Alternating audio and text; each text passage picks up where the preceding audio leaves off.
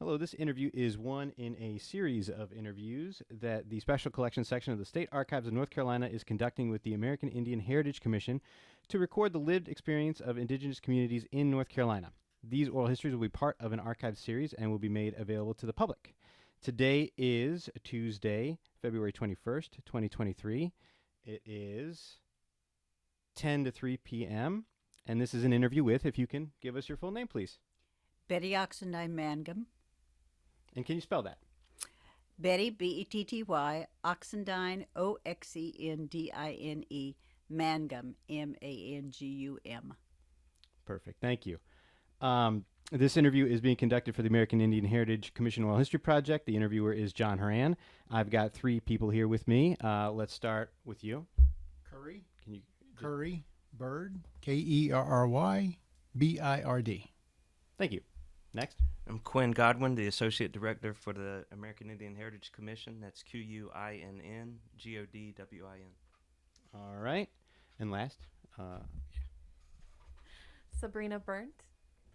And then can you spell that for us? Yes. S-A-B-R-I-N-A-B-E-R-N-D-T.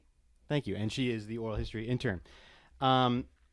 So this interview is a video interview. It's being conducted in person at the Archives and Records Building at 109 East Jones Street in Raleigh, North Carolina. So we will get started with a fairly simple question. When and where were you born?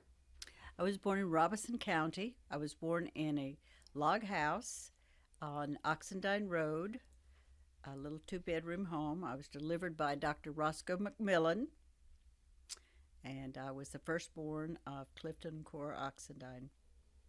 Excellent. Yeah. So tell me a little bit more about yourself. Well, I'm a pretty interesting person. I always wanted to be a teacher, and so I had a career, 10 years in the classroom, 20 years with state government, and I have loved every minute. I enjoy especially working with children. They're more pliable than adults. But adults is where you get things done because they have the power to get things done. Children you can influence and you can inspire and you can encourage, but adults is where it gets really hard because you have to convince them to believe what it is that you are wanting to happen and then to go with you to see that it happens. And that means working with legislators. That means working with anybody that's willing to work with you. I've been very successful in my career because I've been willing to work with others to get things done. And I have loved every minute of it. That's great. So I want to make sure that we got the birth date on the record. Okay, it's November 1, 1938. Okay, great. Thank you. So you said you were born in Robeson County. What was it like growing up there? Well, it was amazing. Soon after I was born, my father was an administrator, so he married his high school student, and they moved initially into my grandfather's home, which was kind of a long house shaped like an L, and then eventually my grandpa gave my daddy a little house that we then went to live in this little house that had a pump and an outdoor toilet. One bedroom, one kitchen, and one long porch, and one sitting area. Growing up there was very, very different, but I am blessed in that when I was 6 months old, my father took a job at the university, which was Pembroke State University, and he became dean of students. And then my life really got blessed because suddenly I'm on a university campus. And I stayed on that university campus from age 6 to age 21. And I lived in the dean's house. They provided housing for us. And the wonderful thing about this was before integration, so everything was segregated. So on the campus, it was integrated. But we only had Caucasians. We didn't have any blacks employed at the university.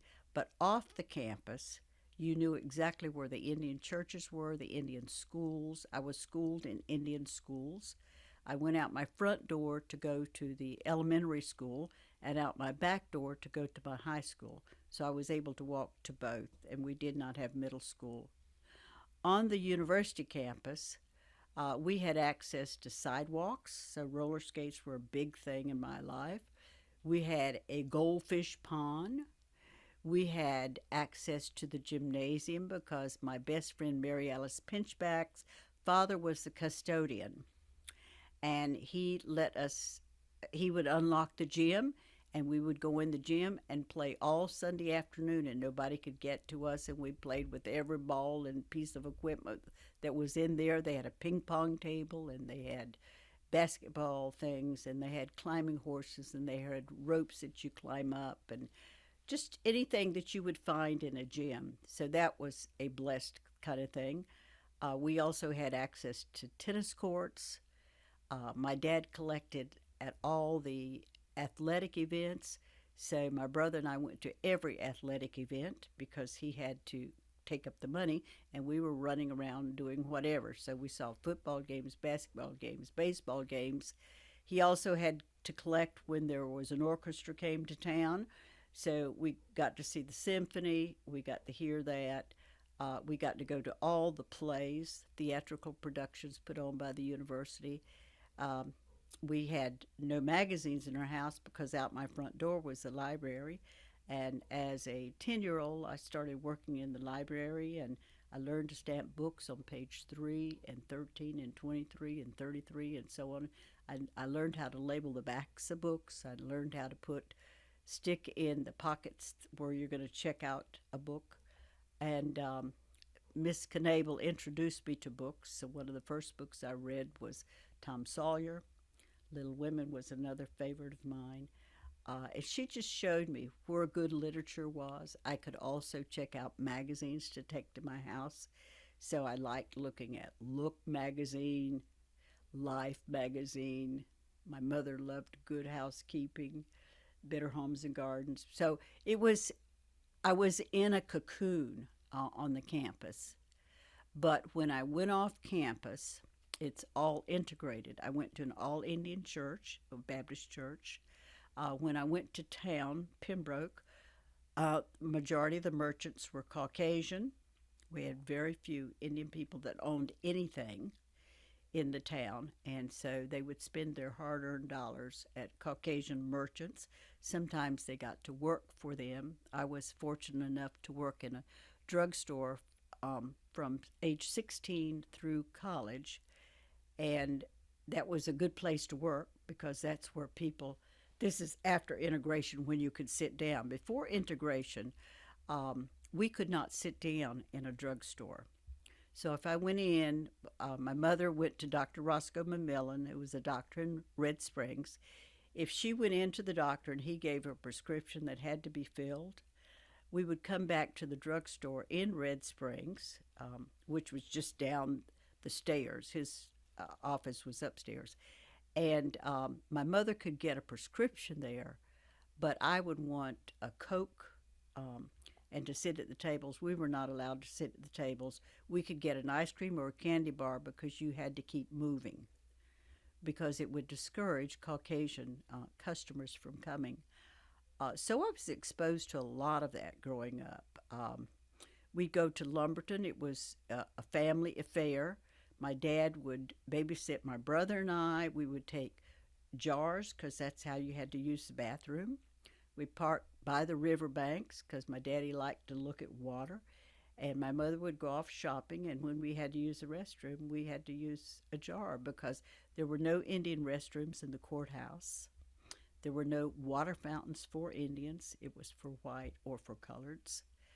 And the coloreds did have a restroom, but we would not go to that, nor were we allowed in the white restroom, nor could we go to theaters there unless we were willing to sit in the upstairs with the black people. We could go to Scotland County, the next county over, and you could sit anywhere in the theater. But in Robinson, it was very, very segregated. You knew exactly where your place was. On the campus, my best friend was Janet Kennedy, who became a physician in Columbus, Ohio. And when she'd have birthday parties, I would go over before the birthday party or after the birthday party. but I did not get to go during the birthday party because her friends from Red Springs and the Caucasian people in Pembroke were invited to the party. So I was not able to go to the party when the party was going on. As an adult, when I started working for the state, I had a conference one time in Columbus, Ohio, and she and I laughed about that because we never talked about it. As children, we just knew that the school bus came through the campus, took her to Red Springs to school. I walked to school. She went to a Caucasian school. I went to an Indian school. But as an adult, she being a doctor and me being an administrator for the state of North Carolina, we were able to talk about it. And I learned so many things from her family. Her family had the first napkin rings I ever saw. I don't know what they were for. They had the first broccoli I ever saw grown. Janet raised rabbits, so they let her operate on these rabbits and help deliver babies. I got to see all of that. My parents would never have let me. The only thing we could have was a dog, and we got chickens at Easter time. My brother would get blue ones, and I'd get pink ones, and eventually the feathers become white, and then my mother would fatten them up, and soon they would be on your dinner table, the very thing that you loved as a little child. Anyway, at Janet's house, I was exposed to really good music, like they played Peter and the Wolf. They played any classical thing. The one that Annie's in, I can't even think what it is now. The little girl, Orphan Annie, the little girl that sings over the rainbow. So they played really good music, and I was able to listen to that and hear that. Her mother was also the Cub Scout leader, and so my brother was able to be in her Cub Scout group, and they learned puppetry, and they just learned hiking and running and how to compete and how to handle loss and just so many things. And we were fortunate to have them as neighbors because they were very kind. And later on that campus, the chancellor, we lived next to the chancellor, and his children would come down every summer, and I learned how to play croquet and badminton because they would unload the car with their suitcases and things, and out would come a croquet set and a badminton set. Well, Jerry and I had never seen anything like this, so it was just amazing, and we loved it. And to this day, I have a croquet set. I just still love the game. I did have badminton, but my grandchildren tore up the rackets. But I just learned so much being involved with Caucasians on the campus and my people off the campus. And I was able to bridge that gap. For the longest time, Mary Alice and I and Carolyn Sampson and Sally Sampson, who lives in Durham, and Arleta Lowry were the children on the campus. And so we had full run of the campus. We could rake up straw while they're having college classes and make playgrounds, and we could play in the fish pond, which we did. We could just do about anything. Our parents didn't like it. Mother's role as the dean's wife was to make sure her children did not misbehave. But I learned that you could unlatch the door, and when she went for a nap, I could unlatch the door at 3, and I could get out, and I could walk all over the campus, and they might find me. When she woke up from her nap, I might be in a college class somewhere, sometimes appropriately dressed and sometimes not appropriately dressed, and I got a sufficient spanking for that. My father's office was just outside the front door, so when it was time for dinner, I just tap on the door and said, Mama said, come home, it's time to eat. We had street lights on the campus, so we could stay out till 10 o'clock at night if relatives came and play games under the street lights and catch fireflies and just do amazing things. So that was just, I was able to see there's two different kinds of worlds out there. There's an Indian world, and I'm Indian, and there's a Caucasian world. And so I think that helped me realize that in order to survive, you have to be able to bridge the gaps between cultures, because no way am I going to live in a world that's just Indian, and I must know some of the things that people other than me like, and how they do things, and how to communicate with them, and how to appreciate and value them, and I can teach them how to appreciate and value me. That's a terrific rundown of your early life, and the sort of bridge the gap. That phrase you keep coming back to. I want to kind of touch on that. That is. It sounds, when you say bridge the gap, it sounds kind of easy and obvious, but it must have been very difficult, right? And so, can you elaborate on that? It's not that easy. I can remember in college, my second year of college, we were able to admit some Caucasian students, and you eventually get asked out on a date. Well, I'd never dated a Caucasian person before. You're not sure exactly how to happen, how this is all going to happen, and how my parents were not keen on this, but I was pretty keen on having these dates. And I can remember a junior in college, this one guy I liked a lot decided he'd take me for a really nice restaurant dinner, which was rare because most college students could only afford to buy me a hamburger or a drink or a nab or something like that. He was going to take me to dinner, so this was serious. And he took me to, I think it's called Blanchard's.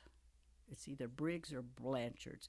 Anyway, it was a non-Indian restaurant, and Indians were not allowed to be served there. So I told the young man I was dating, I can't eat there. He said, "Oh, yes, you're with me, and we're going in there." And I said, "Yeah, but they're not going to serve me." He said, "They will not know." I said, "Believe you me, they know. I was not light enough to pass. Some of my friends were light enough to pass, and so they could pull off, I could be Caucasian until you ask what their last name is, and then you know they were Indian." Well, we went into the restaurant. Doug ordered, and he ordered for both of us, and they said, "Sir, we're going to have to ask you to leave. We're not going to be able to serve you both." And after a big long discussion that got louder and louder, and I'm embarrassed to no end because now everybody in the restaurant knows I'm Indian. Like, that's a big surprise. You could look at me and tell. But anyway, so now I'm totally embarrassed by this. And so we leave and we go somewhere else. But humbling, humiliating experience. And Indian people have had to go through these experiences to make it. I mean, every Indian person that you meet has had so many of those experiences, and they just keep coming. I mean, even I live in Pinehurst, and people will say, well, did you grow up in a teepee? I just would like to ask you that." No, I grew up in a house, had doors, windows, you know, running water, plumbing, all the things you have. But people, the Indian topic is so complex. You cannot say, "I met one Indian, so I know them all." Every Indian culture is different. Every Indian person is different. And as Indian people, one of the things that I've spent my lifetime doing, and if you look at my resume, I've spent a lifetime of trying to bridge the gap. I marched with mothers in Nebraska, rolled my little babies in strollers, and protest against wars. I served on interracial panels in Iowa and Nebraska talking about the importance of accepting children whose people and children who are different so that our children could learn to play together and get along at school and not be bullied because they ate different foods or looked different or had different habits and things that they did at home. And I married. My husband is Caucasian, and my father was not real keen on this because he thought I should marry Indian. There's going to be somebody worthy of being my husband, and I these are the choices I had. I could marry a farmer and be a farmer's wife, and I knew nothing about that. I could marry a barber. I could marry a school teacher, or I could marry a preacher. Those were the career choices of guys that I could date, and none of those suited me. From a very early age, I wanted to see the world, and I attribute it to being able to go to the library. I mean, I looked at National Geographic. I knew that somewhere out there, women run around with no bras on, carrying babies, and they need food, and I just learned so much about the world, and people, I learned that people ski, there are places people ski, and things that were just foreign to my way of thinking, and I wanted that for my children. So I said to my dad and mom, I'm going to marry him, and you can decide what you want to do. I'd like to have a wedding, but you can decide whether you can go along with it. I had a little help in that my husband's brother was a Methodist minister to Indian people. So that helped a little because people loved his brother. They were not sure about my husband, but they loved his brother. So that helped a little. They finally decided that they would go along with it. So I did marry Al, and that's another thing that's difficult. We had 7 days to have a honeymoon. So my brother-in-law wanted me to be a test case because it was against the law for Indians and Caucasians to marry. And I said, no, we are not doing that. We have 7 days for a honeymoon. We are not going to spend all our time in the court when we both have got to be back at work in 7 days. And we, at that time, were living in Michigan. So we were married in the state of Michigan by justice of peace. And my mother said, and do not go by the apartment. You get on that airplane and you come straight home. You are not married until you're married in the church. So you're not going to be going by that apartment to spend any time alone, even though you haven't been married by the justice of peace. I mean, that's, we're a religious family. You just don't do that kind of thing. And so I did what she said. We rented an apartment. We got married. We pulled people off the street. They came in and witnessed it. My fiance took me to the airport, got on a plane, came home, and in 2 days he drove down, and we had a big wedding on a Sunday at the church. And then we were formally married. And my brother and my dad came around. They just were not sure. My dad said to Al, you better make sure you are good to her. Otherwise, you will answer to me, because this is our daughter, and we expect her to be respected and cared for and loved. And he just gave him this big speech, scared Al to death. Al took me one time up to Maryland. He's from Maryland, to meet all his relatives, and so they came to see the Indian. I mean, all his cousins came, and I had worn a white dress, and I spilled iced tea down the whole dress. I was a nervous wreck because it was like I was a thing. Yeah, I'm an object. I thought I'm a sweetheart and we're going to get married and whatever. These people had come to see what an Indian looked like, and here I'm standing with this pretty white dress that I now have iced tea all down it. And of course, I had to put on my second best outfit, which was not as pretty as a white dress. But amazing things I've seen. We went to see, his father was from Mississippi, and we know they're racist in Mississippi. We went down there. Al sent me down there. I had a conference in Jacksonville, and he said, look up my relatives. So they came to pick me up from the hotel in Jacksonville, and at every house I was served corn. That's what they knew about Indians. Indians like corn. So I was served corn in every house. But they were doing the best they could because people don't get it. You know, we're human beings. We have feelings. We have emotions. We have the same goals and dreams that other people have. But, you know, I credit my parents for helping me to set my sights high. My dad said when I married Al, "You're an Indian in this house. Do you know who you are when you go out that door? Because you better decide, because you're going into a non-Indian world. And I better get an Indian back." So he was very clear that I was never to lose my heritage, appreciation for my culture, never to misunderstand who I am, never be afraid to speak up anywhere, have an opinion about anything. And I got that from my parents.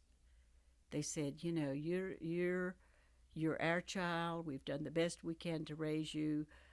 We don't want you to get lost in the big picture out there. And I know that they would tell you that I have stayed true to that. I have an international table at my house most all the time, people from all different cultures. As a young mother, I always got international students at Christmas time, brought them into our home. For college graduation, for each kid, we gave them trips to Europe. Our daughter stayed 2 years, came back, got her things, went to Australia, never came home. Our son stayed 2 years, came back, met a girl in Wilmington, and is in Holly Springs. But the one that are in Holly Springs, there's 4 children. They have all been on mission trips. They've been to Cuba, South America, Dominican Republic. They've been to the Philippines on mission work. So I have tried to raise my children to be children of the world. I have tried to open my home so that all people in all cultures and all religions would be welcome in our home. And that's the only way we're going to make it. And I need, as an Indian, I need everybody's help to get what I want to happen for my people. I need everybody's help. I don't have the power to get it done, but I know who can do it, and they're in the legislature, they're the governors, they're the leaders at whatever institutions that I'm trying to approach. That's how you get things done. And I will tell you why I'm very political. I believe in a two-party system, and I'm a very strong Democrat. I was county commissioner here in Wake County, and that's no small feat because you have to run the entire county. It's a huge county. And Indian people said, "Why would you run? You'll never win." I won, landslide. I only got 4 years, but I was there, and I won it easily, because I had learned if you respect people and treat them nicely, they in turn will have enough faith to vote for you. And they will believe that you will be true to your word and you'll do what you say you're going to do. So I'm not afraid to ask anybody to help me do what needs to be done. And I want Indian people not to be afraid to ask anybody to do what needs to be done, because we need their help. If we're not the governor, if we're not in the House, if we're not in the Senate, then we've got to have friends that are there, and friends that we can bend their ears and they'll help us, not just lip service. I mean, help us, put their neck out on the line and do something to help our people. And that's how I got. And like I say, I had no budget at the State Department. I got all kinds of things done, and I had no money. I just go to people and say, I got an Indian book written. I said, I need a book for children. I don't have time to write it. I went to a couple of friends of mine at Museum of Natural Sciences. They said, we'll write it. I said, well, I don't have money. We'll pay for it. I don't know how to get an artist. We'll help you find one. I don't know where I'm going to get models. We'll help you get those. And then I went to another thing when they were having the centennial in North Carolina, and they were going to have a plate to commemorate North Carolina's centennial of Sir Walter Raleigh. And I said, who would buy that? There's so much Sir Walter Raleigh. I said, you want to do something interesting? Why don't you put an Indian on a plate? That's who was here first. And they said, oh, really? And I said, yeah. And then I thought, okay, they're going to go along with me, so I better do my research. I found out that Joshua Wedgwood had a relationship with the Cherokees in Georgia. He used their white clay to make some of his first pieces of Wedgwood. And I thought, okay, this can be done. So it took a lot of work, but what I had to do was, number one, I had to write the British Museum, to see if we could get permission to use some of John White's drawings to be put on the plates. Then I had to find 2 Cherokees and a Caucasian person who knew where the clay was in Graham County to go out and dig and dig and dig until they could find white clay. And so they found white clay, and we sent 10 pounds of white clay to the Wedgwood China Company. And then I worked with a Wedgwood dealer out of Atlanta, whose home base was in New York City, to convince the Wedgwood factory that we would like them to do the Queensware plates. And so we had 100 bowls made, and we had 1,000 plates made. And I had not one nickel in that. But I convinced Wedgwood, Ivy's department store underwrote it. I convinced everybody along the way. The museum to let me use the pictures. My girlfriend, who's Caucasian, to find me some Cherokees, go dig the clay. And so to get a project done, you have to be willing to follow every step. One of the most popular sandwich places used to be, when I was working, was McDonald's. And I thought, my gosh, we have Indian Heritage Week every year. I've never seen a tray liner that had Indians on it in their store. And somebody said, well, you could maybe get that done. And I thought, okay, maybe I could. So I called someone who owned a McDonald's franchise. They told me McDonald's headquarters. I called McDonald's headquarters on state time, asked them, told them who I was, what I wanted done. I wanted liners in the month of November all over the state of North Carolina in every McDonald's franchise there was. And they said, okay, we can do that. Will you write the material? Yes, I'll write the material. And just project after project, that's how I got it done. You find somebody who will listen, and then you follow up and you do the work and make it actually happen. So that's how I operate. Yeah, that's a really good way of operating, and a really good overview of your career. And that's something I want to touch on. Later I want to get into that with more depth and a lot more detail. But I want to go back, back to your growing up in the early days, and something you mentioned about your father and your brother, about how you wanted to marry who you wanted to marry, and that was kind of trouble. And so Right. you mentioned the story of going to dinner and how that was how the white community, that was embarrassing. I'm wondering, are there other stories of how you interacted with people of your community that were difficult, kind of in the same vein as your father and your brother? I will tell you, some of the Indian people didn't think highly of Indian girls dating non-Indians. Number one, they were afraid that a non-Indian might abuse us in some way. And there are stories to be told. There are many children out of wedlock that were fathered by Fort Bragg soldiers in our community. So there's not a high trust level, because in some cases the white person has misused an Indian girl, and the offspring was a child. So the I would say that my personality was strong enough to take the criticism to get to do what I wanted to do. My father was a college professor, and he left home with $2, and he could not be educated in the state of North Carolina. So he got on a bus and went to McKenzie, Illinois, to McKendree College, and stayed 4 years because he had no money to come home. And he joined a Baptist church, Methodist church, and the older people hired him to paint, to rake leaves, to do whatever. And then the president of that university made sure he had work on campus. So he had free dorm, and my dad was a scholar.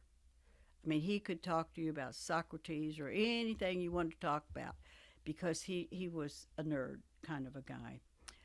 He didn't care anything about politics. And I want to go back and make this point about politics because I forgot to make it a while ago.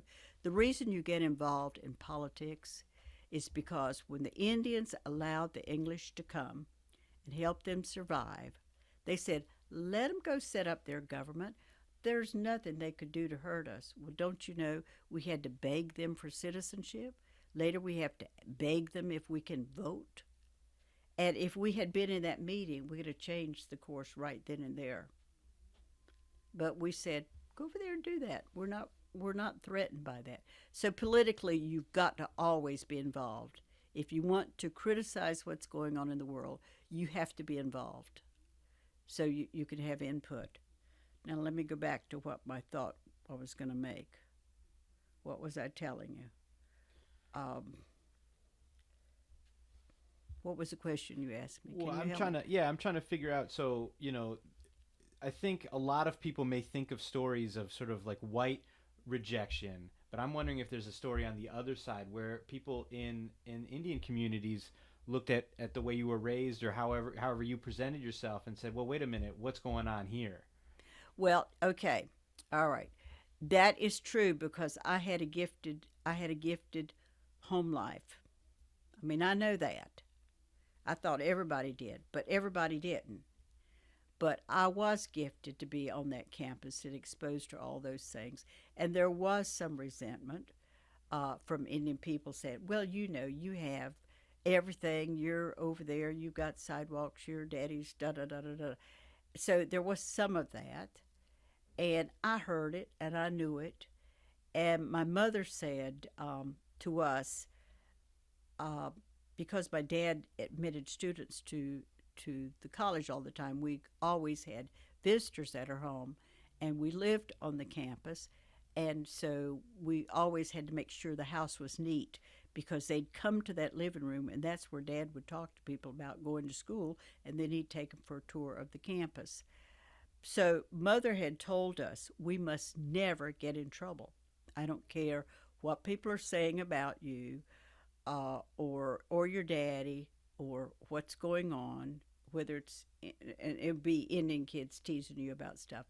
You don't get in trouble over it. Don't argue about it. Don't have a fight over it. Try to be bigger than that. And for the most part, I could do that. Not so with my brother. He'd just soon fist fight.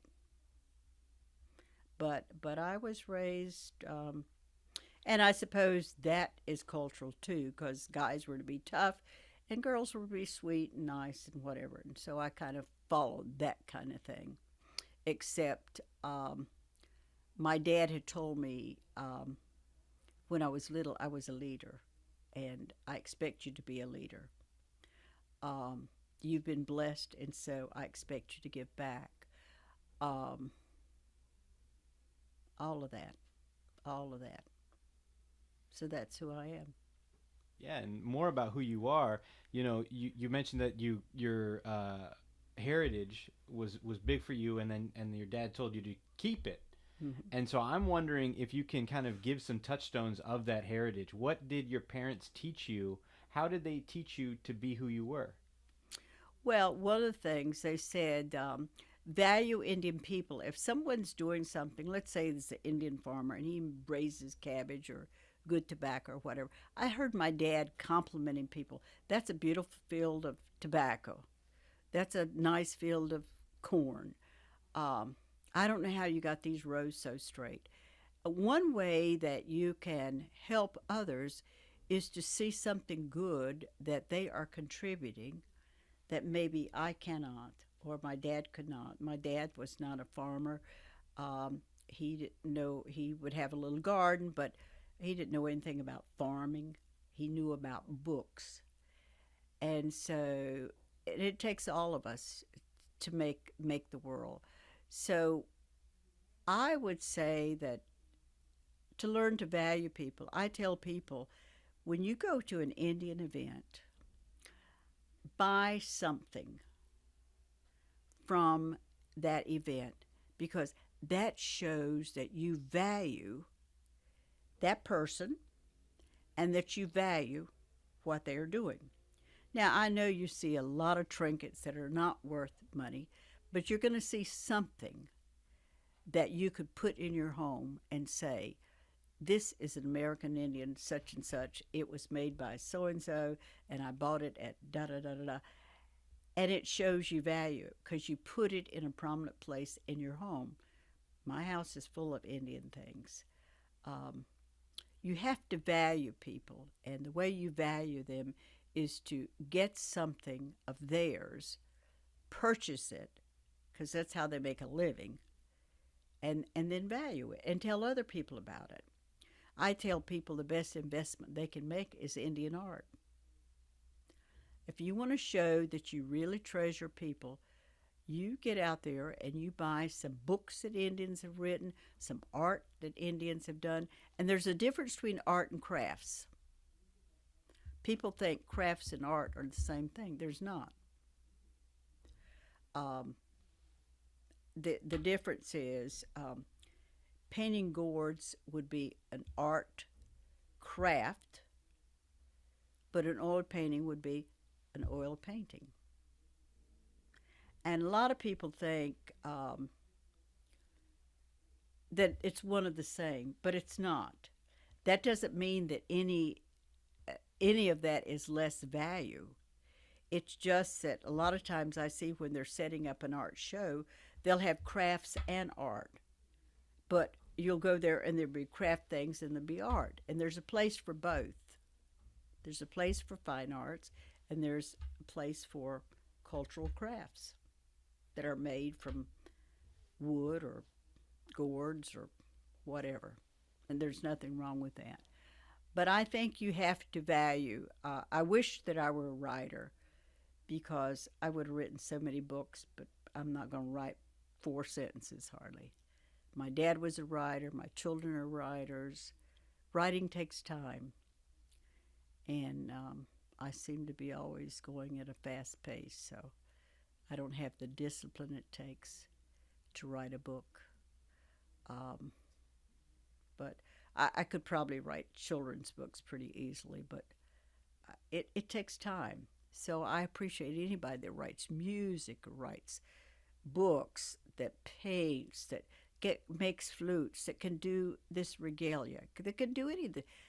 That stuff, a lot of that stuff I can't do. But I can value them by purchasing it or telling other people about it and supporting it. That's one thing that as people, Indian people, we've got to do a better job is by supporting each other. I'm so proud of these young men here, and they're sitting in a golden place to change things in cultural resources for the state of North Carolina. Not just one little county, the whole state. And they can use that because what I was able to do at the State Department of Public Instruction, I was able to get myself from that seat, get myself elected to national things. I was on the National Consortium of Textbooks. I was on on the National Indian Educators Association. I went to the White House Indian Education Conference. You can take a position where you're at with state pay, and you can figure out how you can get to another level, a little higher, that can make things happen. When I was at the Department of Public Instruction, there were 15 states that had Indian education departments. We learned. I called them all together at a meeting. I said, we're all going to the National Indian Educators Association. Stay an extra day. We'll organize. So then we could start brainstorming. What you doing in South Dakota? What could I do in North Carolina that you did in Arizona? What are you doing in New Mexico? How'd you get around this? And I found Michigan had the most powerful senator, Dale Kildee, most powerful man. He helped the Michigan Indians so much. When he spoke in Washington, people listened. And that's the kind of people we need representing us in our state. He had enough confidence in his abilities that he was not willing to stand with Indians in Michigan. And that's not a big state, and it doesn't have as many Indians as we have in North Carolina. But he was willing to stand with them in the trenches. Really good man. Yeah, I think that's. I mean, I'm finding throughout. Obviously, we're getting a ton of words of wisdom here, and I think that people will listen to that and hear it and hopefully take it and run with it. And I want to get into your career in politics and with the state, but I do want to make sure that I get a sense of your schooling. Yep. You know, you mentioned the segregated schooling, and I was wondering if you remember the names of the schools. Right. I went to elementary school at Pembroke Graded School, is what it was called, and I went to Pembroke High School, and my undergraduate was at Pembroke State College in elementary education. My master's came from Central, North Carolina Central, and how that happened was I was not going to get a master's. My dad wanted me to get a doctorate. I thought, why in the world would I ever need a doctorate? I see now why, but at that time I thought, why would I need it? So when Dudley Flood asked me about this job, he said, you have your master's? I said, no, I don't. He said, you think you could get it in 2 years? I said, yeah. He said, okay, we can get you hired. So I came on board without a master's. So he told me, he said, go to Duke and talk to so-and-so and so. So I started at Duke, stopped at North Carolina Central to talk to Walt Maynor. And Walt said, why don't you go down there and talk to Dr. McNeil? He'll work with you, because I said, I've got to get this in 2 years. And in my job, I have to travel, which means I'm going to miss class. And I have to have professors that will work with me and allow me to write papers or something since in my absence. He said, go down there. So I went down there and talked to this guy. He said, we can do it. Are you willing to write a paper every time you miss? Yes, sir, I am. Okay, fill this out, da-da-da. What do you want your degree in? I said, educational administration, because I'd started at state, and I had made 1 C at state and 2 C's, and you're out of the program. And they kept saying, you need to go into counseling. Well, I didn't want to be a counselor. I wanted to be an administrator. There is a difference. And so my degree's in educational administration, minor in supervision. So I got it at Central, so that's where my master's came from. I never pursued a doctorate, but I got the master's so I could have this job, because you could not have the job without having a master's degree. So that's a good place to go into. You said this job. What is this job? Give us the details on what year it was and what exactly was the job. This job is Director of Indian Education for the state of North Carolina in the Department of Public Instruction. It began on November 1, 1977. I was teaching at the third grade level at Lynn Road Elementary School, and Dudley Flood said, the board has approved it. You need to give up your job and come over to start the job immediately. And I thought, oh my gosh, I thought we're talking about another year. And he said, no, you need to be on the job November 1. So I came to the job on November 1. What Dudley forgot to tell me is he was traveling on November 1. So the day that I arrived at the job, I didn't have a desk, I didn't have a pencil, didn't have a chair. And his secretary said, he's out of town, he'll be back tomorrow. Because he was in great demand to talk about desegregation. And I learned so much from this man. I'll tell you, he changed my life because he said, you tell me what you need, and I'll see that you get it. And I'll give you support everywhere I can. So I thought, hey, and I'll give you a full-time secretary. I had a full-time secretary and me. And we had 2 offices, 2 desks, 2 chairs, and I had a bookcase. So he said, I want you to tell me, I want you to look at what Indian kids, what their achievement is, and how successful they are in school, extracurricular as well as academic, and then you tell me what you think you need, because the state has no earthly idea. Because the early records of Indians, back when we had our own schools, is couched into black, where they keep the records for black students. So you couldn't go back 50 years and say, okay, this is where Indians were, because you can't find the records. They're with black education somewhere or other. So what he told me to do, he said, you assess where we are, tell me what we need to do. And this is how I did it. I looked at test scores of the most 1976, how Indian students had done in 76. And it was bad, really bad. And then I thought, okay, at least we've got a criteria that says American Indian, because a lot of times we're other, and they don't separate us out. So at least at the State Department, we had a criteria that said American Indian test scores. Okay, so I could see that. Then I decided that I needed to work with Title IV people in public schools. And Title IV public school people said, we don't need the state. You guys have done nothing for us. This money comes directly from Department of Education down to us. You can't tell us a thing we need to do with that money. We're in charge of that money. So I see a problem. I've got to make friends with these people because they got a lot of money.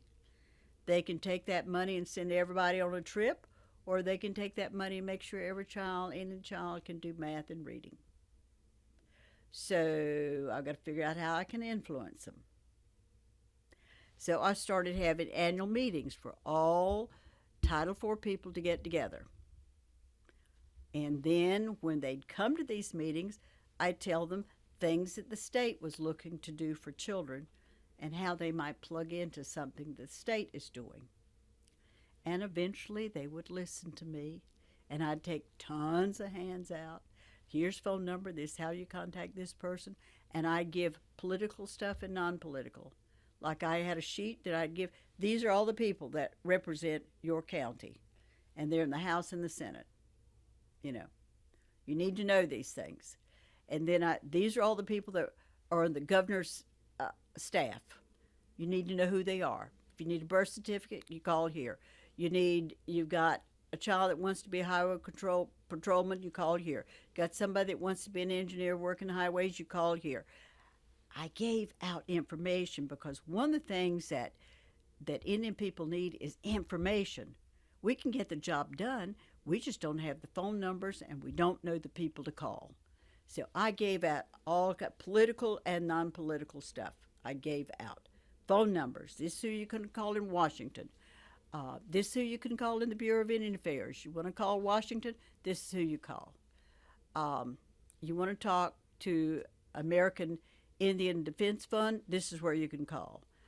I gave out information, and then I told them things that the State Department was doing as it related to test scores, as it related to curriculum, as it related to textbooks. So I introduced myself.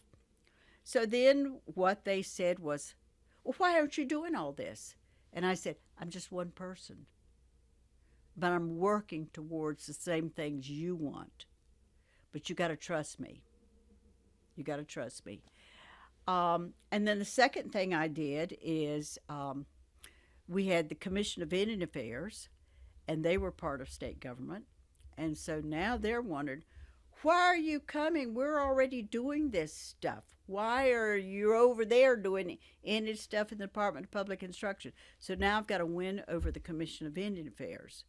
And Curry can tell you, it was a rough road, wasn't it? But we were able to do it. Because I said, I'll work with you.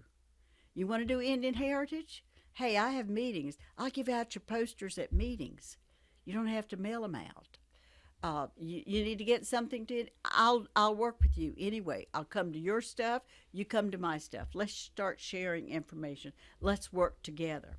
So I started that way. Then the other way, I visited every tribe, including the Cherokees. This is who I am. This is what I do at the State Department. Is there anything I could do to help you? Are there things that we need to be working on that I cannot see besides their grades and their academics? Are there things that are really bothering you that we need to work on? So I went out and listened to them. So I had a listening tour from all the tribes. Then the other thing I did, let me just make sure I get all my notes here.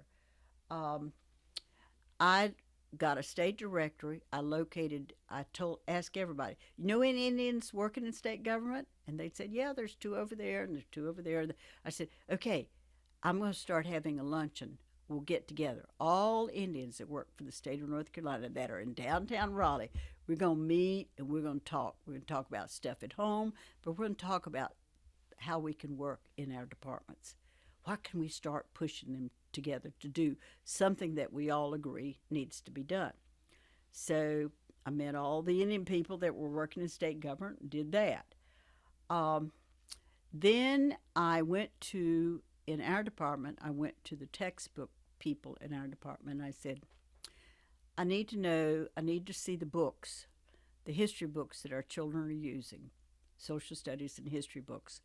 So after they sent me all of those, I went through them, and I said, okay, second thing, I don't see a lot of Indian stuff in there, and it's very negative, and it's just, the Indians were here, and here came the Pilgrims, and that's the end of it.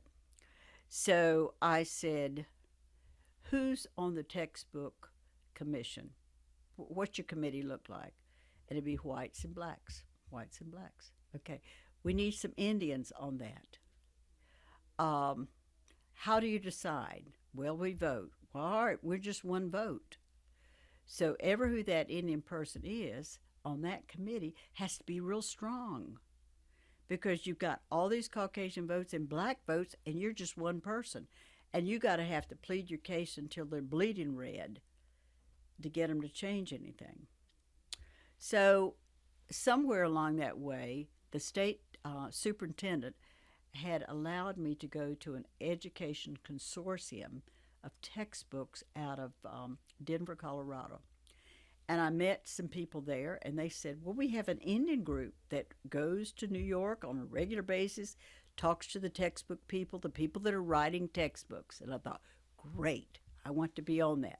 So there were 6 of us, 6 Indians on that committee. And the committee was about 15, 16 people.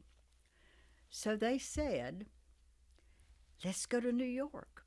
Let's go talk to these publishers.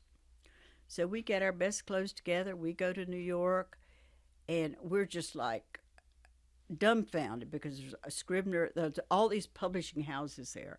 So we had picked, I know Scribner and Sons, and I can't tell you the other ones because I don't recall. But anyway, we picked 4 that we were going to go to. We made an appointment. with the people that has to do with the social studies history part of ethnic groups. And so they agreed that we could have a meeting with them. So we went and met with them. And they were very kind, very courteous, very respectful. And we thought, oh, we're in. And they said, well, we hate to burst your bubble, but the way we determine what textbooks we put out, if it sells in Texas, then that's what the rest of the country's getting. Well, I knew we'd lost that battle then because Texas is not going to be pushing Indian curriculums.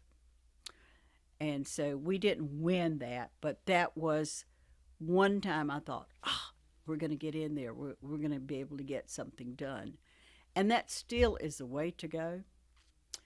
But it's going to take a lot of us knocking on that door because the bottom line for textbook companies is making money. And I'm concerned now what kind of history our children are going to learn in schools because now they don't even want to tell the history. Not only is our history wrong that they have in the books, but now they don't even want to tell it because it's going to hurt somebody's feelings. Well, if you don't tell a history, how can children know where the people used to be and where they are now and where they need to go and what contributions have they made? And if you can't get in the book, you can't even talk about the contributions, you know?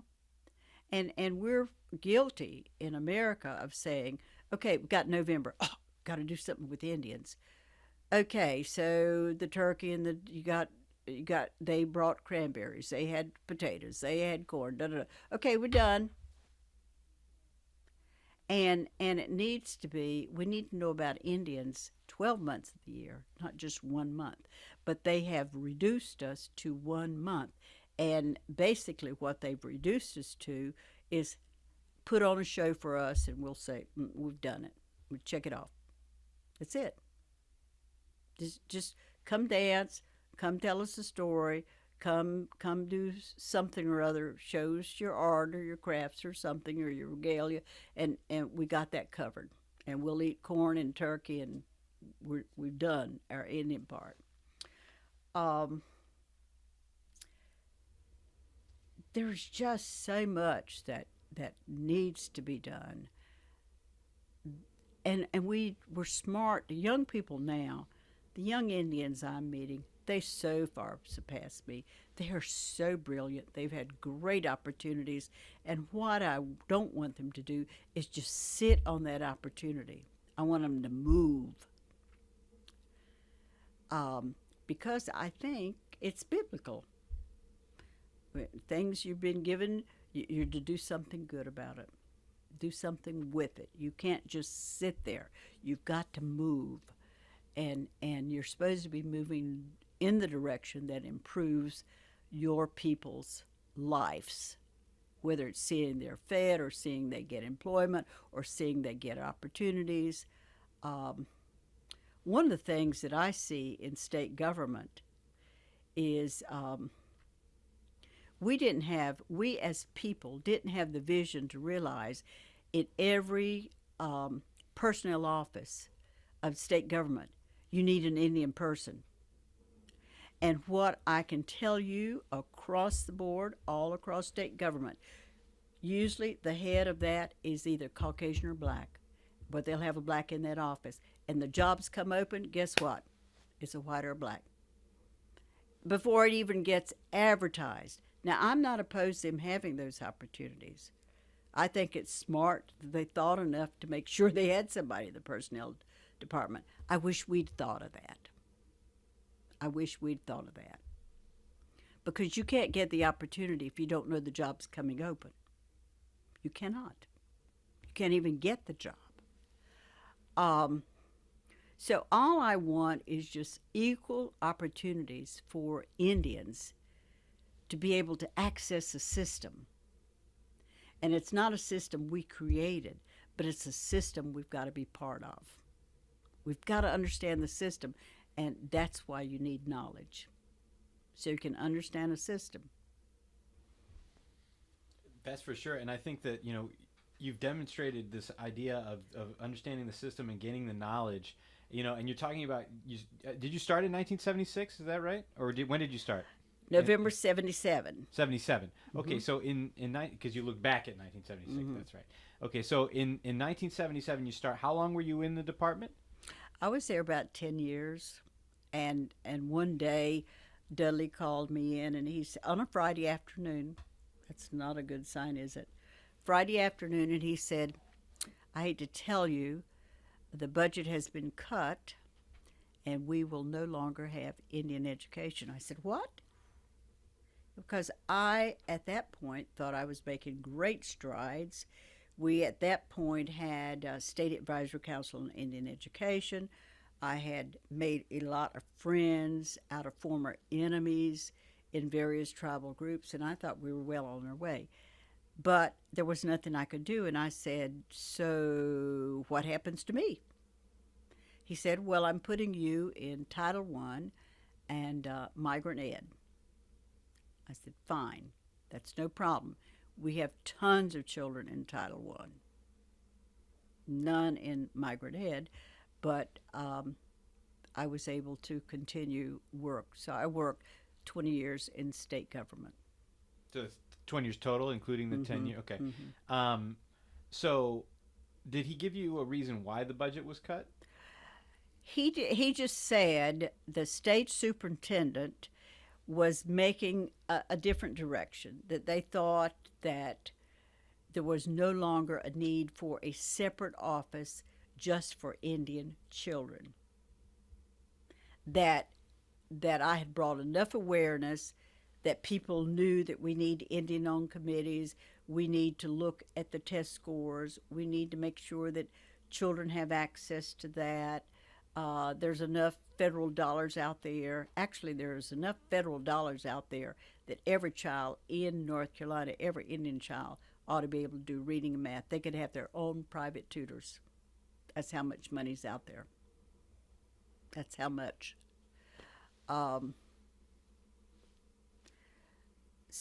So I accepted it. There was nothing I could do.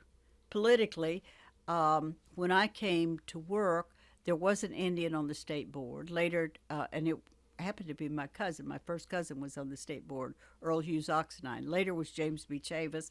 Later was Zoe Locklear, and then Olivia Oxendine. But, there was nothing that they could do because the state superintendent is elected by the people. He then has people that help him make up his budget. He decides what his focus is going to be. Just like our state superintendent now can decide what her focus is going to be.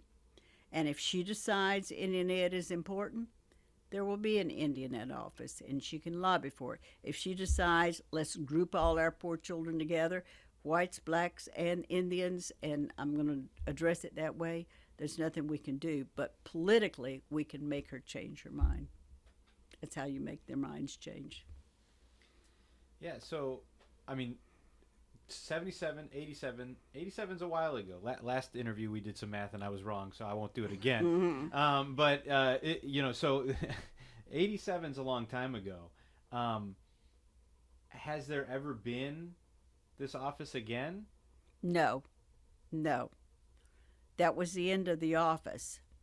It never came back, and it is so needed. It's so needed. They now call the State Advisory Council on Indian Education SASE. It's so needed, but the person that they are using to do a little of that work has a full-time job doing something else, and they said, oh, and you're going to do Indian Ed too. And when you tack on Indian Ed, which is a big task, and you already have a full-time job, and you got to do this over here too, you got to have focused attention. If people have been without and been without and been without, there's a big need out there. And you can't just tack it on and think it's going to be addressed. It will not. Like I'm just so thrilled that Cultural Resources now has an office that's going to look at that. We should have been here from the get-go, but we're finally here. finally here. Uh, in every department, everybody, we need in every state government office, there ought to be an Indian focus somewhere in that office, somewhere. Now, blacks would not agree with that, but that's what I'm saying, and that's what I stand for. Because I'm just promoting my people. They're doing their job promoting theirs. I'm just promoting what I think needs to happen. And our people have been very kind and courteous and humble, and we haven't taken the streets. We haven't had riots. We just have accepted many, many things and just swallowed it down and swallowed it down. And now that we know where the resources are and we've got the education, we can now make it happen. Yeah, that's inspiring. So then, you're talking about that's a view of since the office was left vacant, view of that till now. But in your particular experience, you were shifted over, and then Right. spent another 10 years in state government. Was it always in the same position? It was. Okay, and how did that position change over the 10 years? The position I was, what they gave me was in Title I and migrant, you get a region. So initially, since I was a new kid on the block in that program that had people that had been there forever since the law was written, and I'm brand new in the law, and when you're administering a federal law, you better know the law because you're going to be telling people to do this or do that based on that law, and they could get in a lawsuit if you tell wrong. So my first territory for the state under Title I in migrant ed, I had to drive to Winston-Salem before my day began. And then I had 7 or 8 counties in that area. So I'm leaving before daybreak. I'm coming back after dark. But that was my territory for a long time. And then finally I got the Golden Territory, which was Robinson County, the beach, and Wilmington. And, I could run by Mama's, and I could run out. We had a place at the beach, and I could just do that little circle. Sweet. And that's the last year of the last 2 years before I retired. I had this sweet territory. I was just like in heaven, because I could see my people everywhere. I could see the beach. I could go through Pembroke. So it was really good. It was really good. And that's a good program. I have nothing against federal programs. What I don't want our people to do is just settle for federal programs. By God, if it's important that you read and write, it ought to be legislated, and there ought to be money for that to be done. It's not the federal government's responsibility to solve our problems. We have state government. We have state dollars. We pay tax money into these programs. And we need to be fair and equal partners in these programs. And they need to see us as valuable people that can do that. There are so many things that we take for granted. Like one of the pieces of information I used to give out at meetings is how to get a free picture of your president. Anybody that wants a free picture of their president and his wife, whomever, whatever party, your tax money has paid for that, you can write and request it. And if they're getting to be close to 100, you can get the president to write them a letter. So that's another thing I gave out, information like that. It's little pieces of information, things I didn't get done. I tried really hard to get an Indian stamp. I worked so hard on that. I can't tell you how many letters I wrote.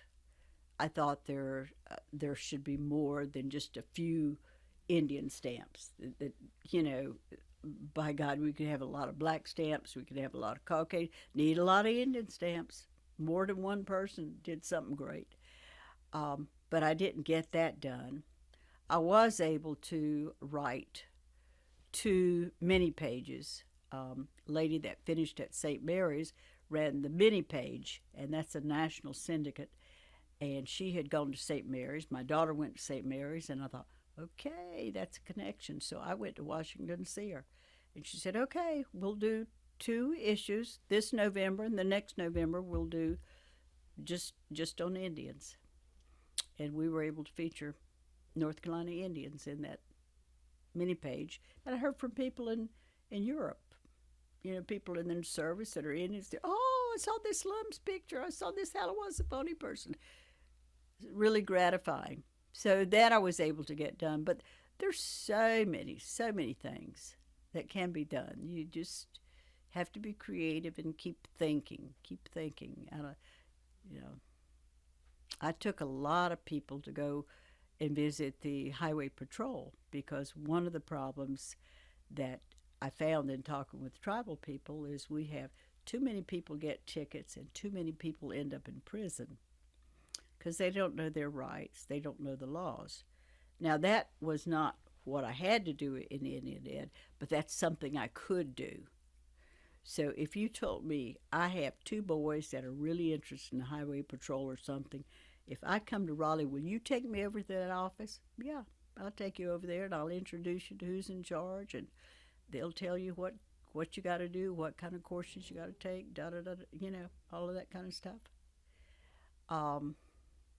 Because I think it's important that they know how to access what you got to do to get a job like that. Yeah, I think that's a really helpful program. I mean, it's we talked a little bit about the textbook issue and how that didn't work, but this sounds like it did work. Something, you make these connections for folks that they can learn about what they're doing. I think that's really interesting. I would be interested as well. Did you ever kind of, maybe the textbook thing is an example, but maybe sort of, did you come up with like toolkits that you could give out to teachers across the state? No matter what background they came from, so that they can teach kids. I did a curriculum. I don't know whatever happened to it, but I did a curriculum that gave resources and information that they could use. I don't know whatever happened, but... What was in it? Well, it was a huge notebook, loose leaf notebook, and it would say, what constitutes an Indian? What's the definition of Indian?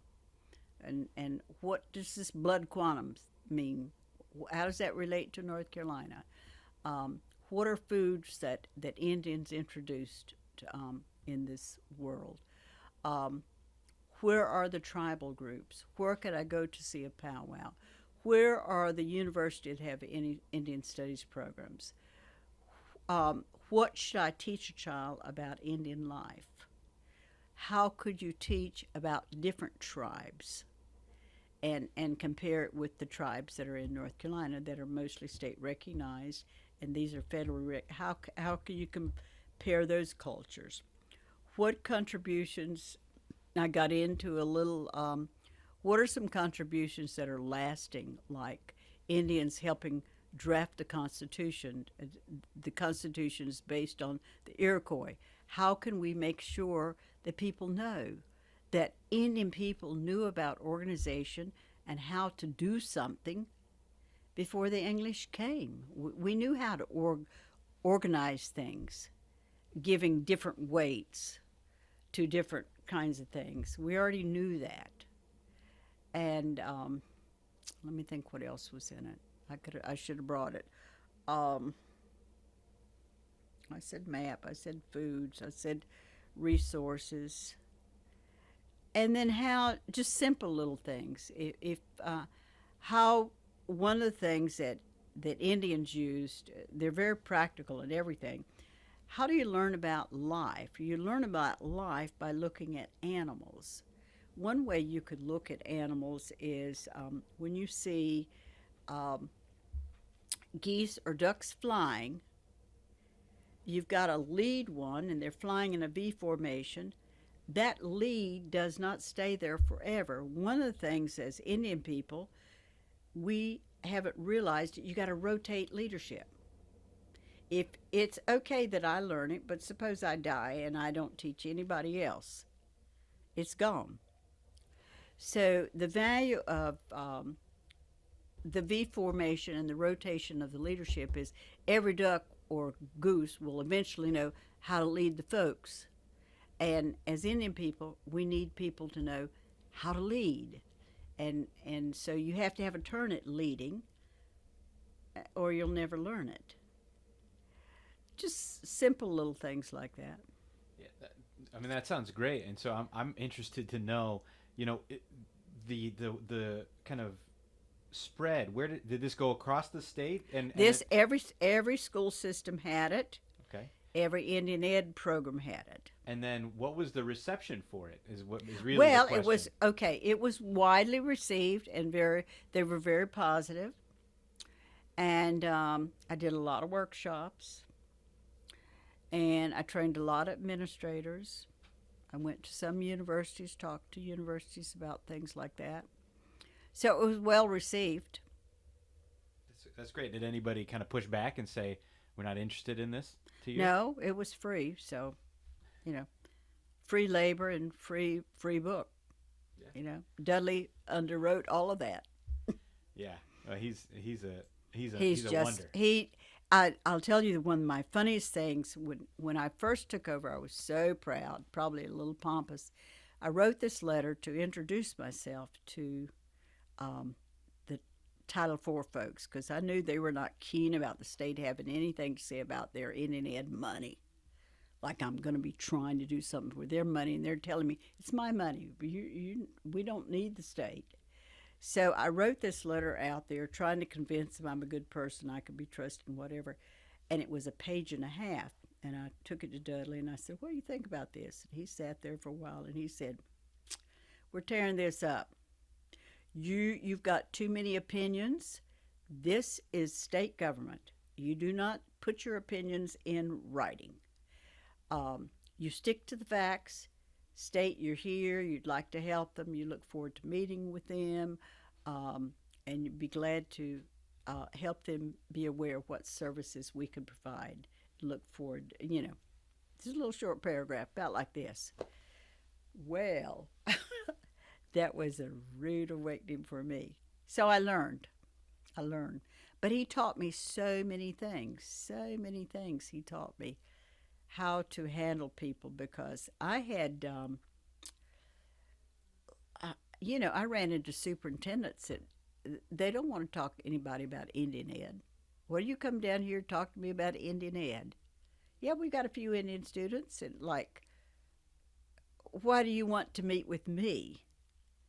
See, and I want to meet with the top because the top directs what happens on down the line.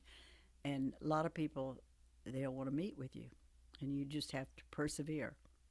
You start at the top to get things. The leader is the one who gets things done. It's not this person out here. They got no authority. You got to go to the top, always.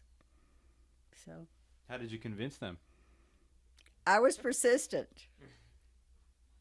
I said, these are children in your school. You want all your children to do well in school. And it's in my best interest that my Indian children do well in your school. So I want to see them on your ball teams. I want to see them in your debate clubs. I want to see them, I want them to be able, and I want my Indian kids to feel successful in your school system.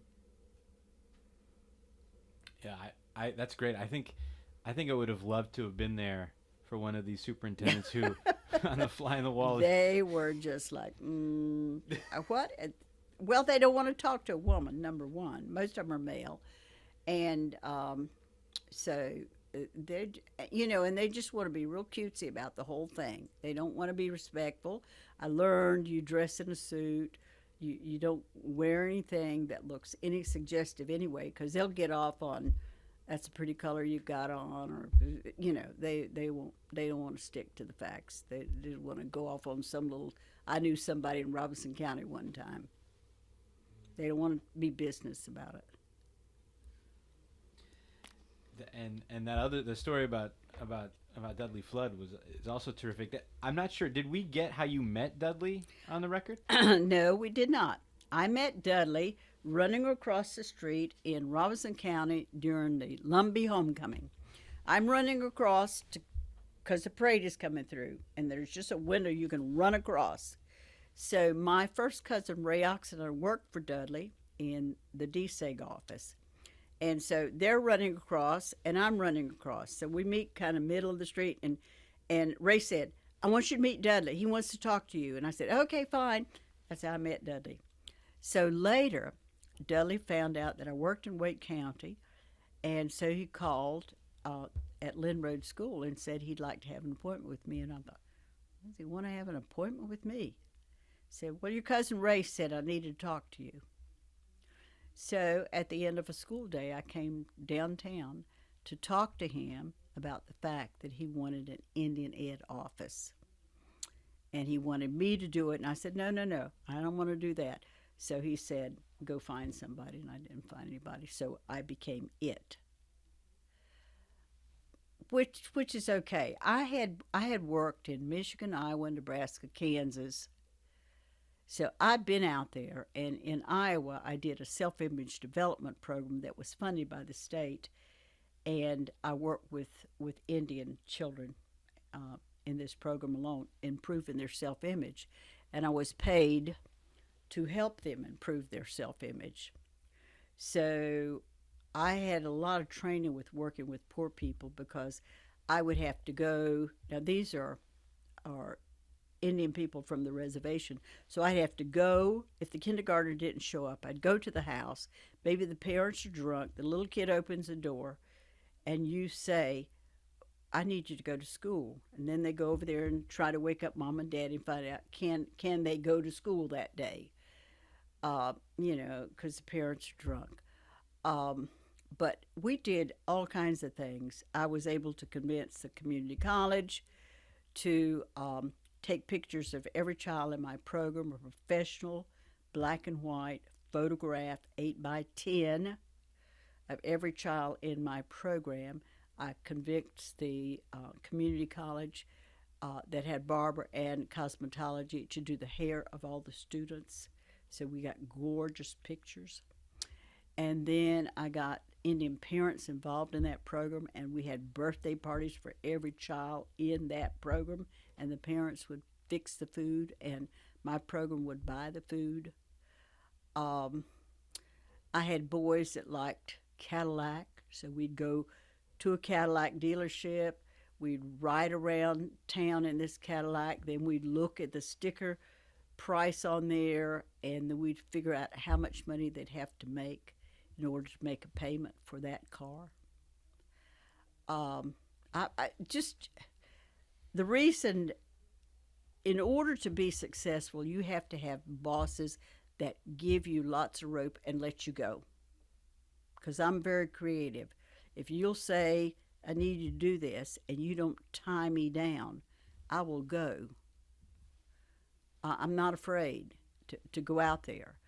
And that program just helped me so much because I had, once a month, we selected every class that had an Indian, selected the best child that had exhibited the best academic performance that month.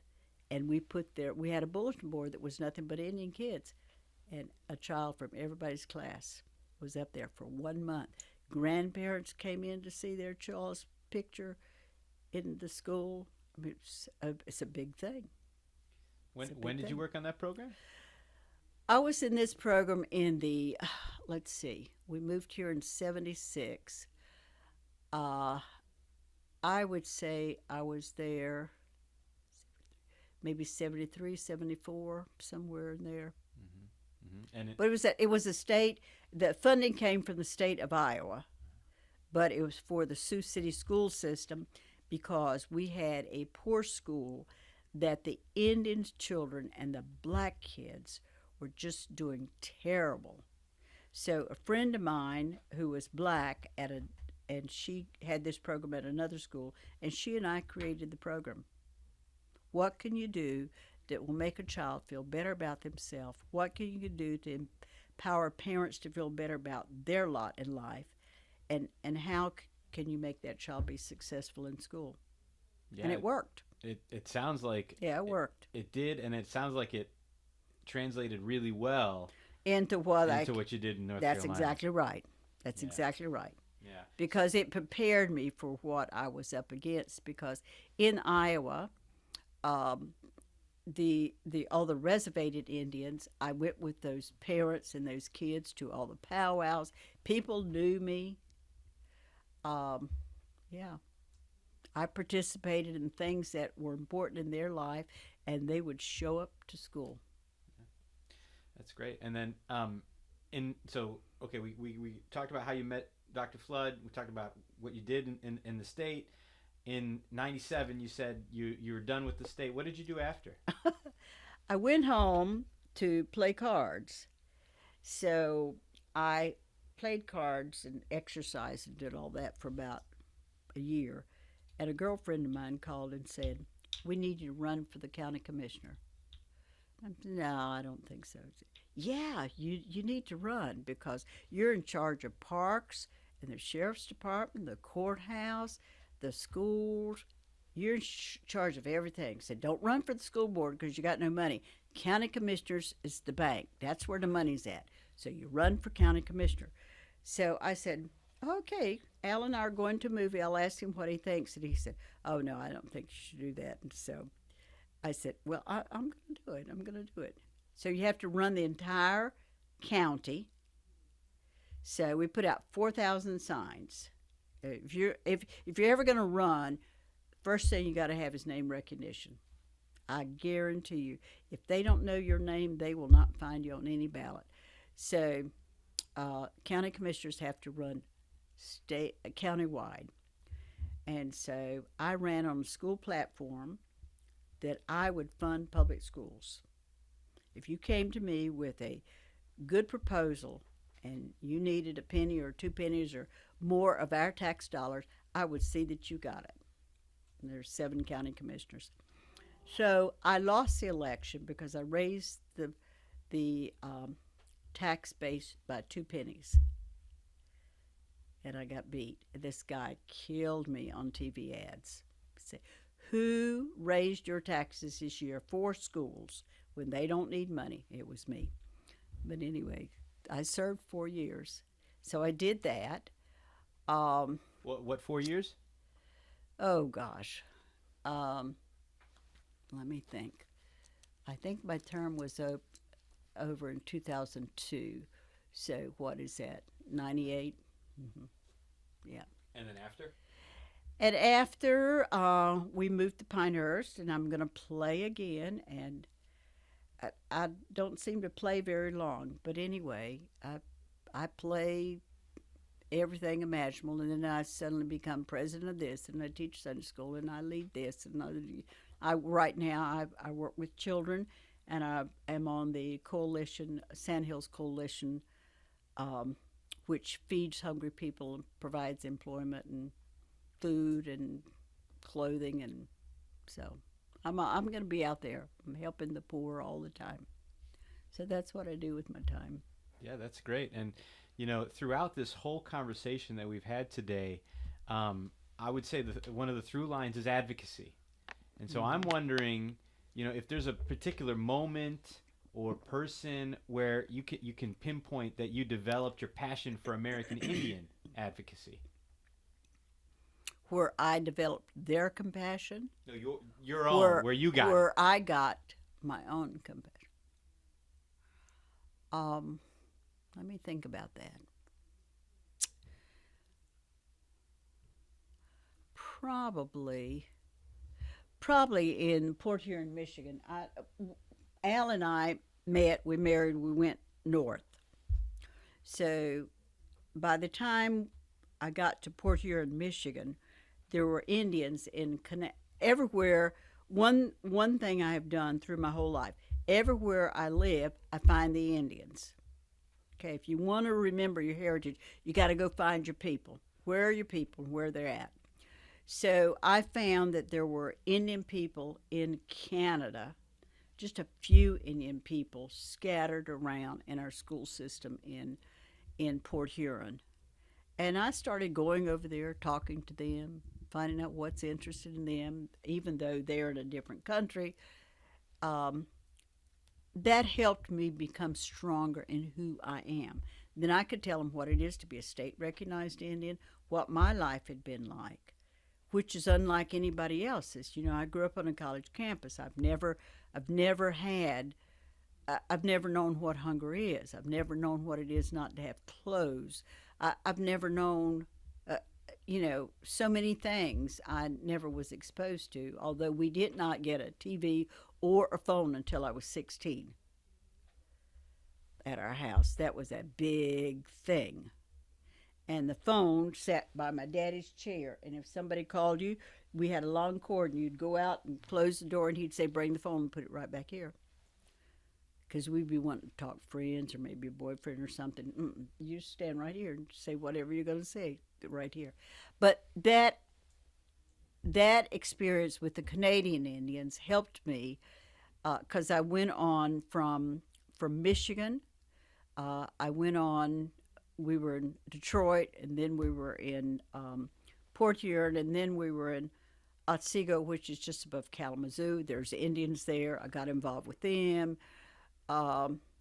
Went to all their powwows, worked on a tribal, worked for the tribal council there, got involved with the Methodist Church, helped them get a daycare started. I mean, I've always worked with Indian people, and you get these things done politically. So you find a church or somebody that will help support whatever you're wanting to do. What I found is the Methodist Church was very responsive. We were able to bring in Dennis Banks. I got enough money to go to Canada, get Dennis Banks out, have him talk to all the Methodist ministers and delegates at a national conference, 3,000 people. Security guards all over the place, and we brought him in, and he was a keynote speaker, and he talked about the plight of Indian people and how they had been mistreated and everything. So I had this was the beginning of the American Indian movement. I got involved not with the movement per se, but I got to know all the leaders in that movement. Then later on, through the Methodist Church, we were able to send Methodist ministers to Wounded Knee to counsel the people that had been so mistreated. And then I got on an Indian committee for the Methodist Church. Then I went everywhere, Puerto Rican, whatever. Went everywhere with the Commission on Religion and Race, where we were talking about how can the church respond to hurting people. And the hurting people I was talking about are Indians. How can the love of Christ relate to Indian people? Some of whom believe in Jesus and some who believe in a spirit or an element of the earth or something. How can we show that good can come from our involvement without browbeating them? How can we do that? What are some resources we can give? And so most of Indian communities needed a daycare because Indian parents that want to work have to have a place to leave their child. And so a church became a safe place for an Indian parent to trust to leave my little baby with you all day long. I'm going to pay on a sliding scale. And people that are Caucasian or other races that can pay full fee, they pay full fee. Indians will pay a fourth. And then the church would subsidize. So I found that worked in most all the communities. We could get something like that going, or a food bank, where people would know to bring food certain places so that we could distribute to Indian people. Yeah, and so when did you go up to Michigan, by the way? We married in 61. So moved to Michigan in 61, and we left Michigan in 68. Okay. And that's actually something I should have asked before. So you married in 61, and you mentioned that it was illegal. Yep. and that you might have to bring a lawsuit. How did that all get resolved? Because Well, it presumably- resolved 2 years later because my brother-in-law did bring a lawsuit with another couple who were willing to do all that, and it got changed and it became legal for people to get married. You know, and laws take time. My brother-in-law is probably one of the best adopted Indians I have ever seen in my life. He helped break up. He did so much politically in Robeson County to teach Indians how they had a right to vote and how they could register to vote and how they could win any seat in that county. And he had not, this was before I was even in his life, he was doing that.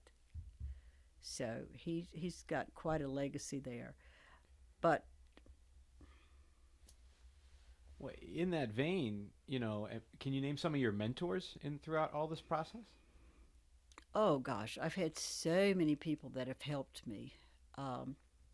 At the elementary level, there was a teacher named Bertie Revels that just encouraged me so much. Everything I did, she thought was golden, or made me think it was golden, and I loved praise. I would be even better. I'd be better the next time. So that was elementary. In high school, it was Ruby Dial. She was the librarian, and I loved books, and I volunteered a lot in there. And she spent a lot of time talking to me, you know, the kind of leader you can be.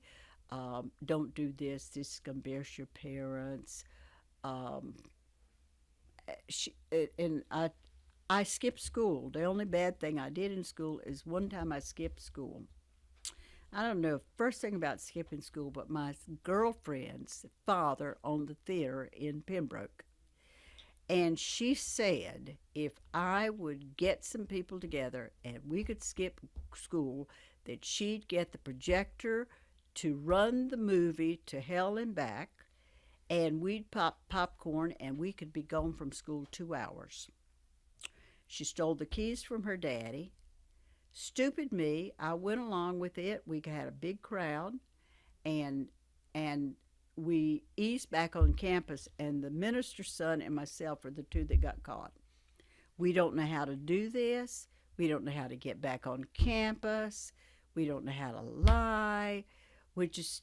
So Venus and I were kicked out for 3 days. Oh, my parents, I was grounded, so grounded, and so much trouble. 3 days. And the rest of the kids didn't get caught.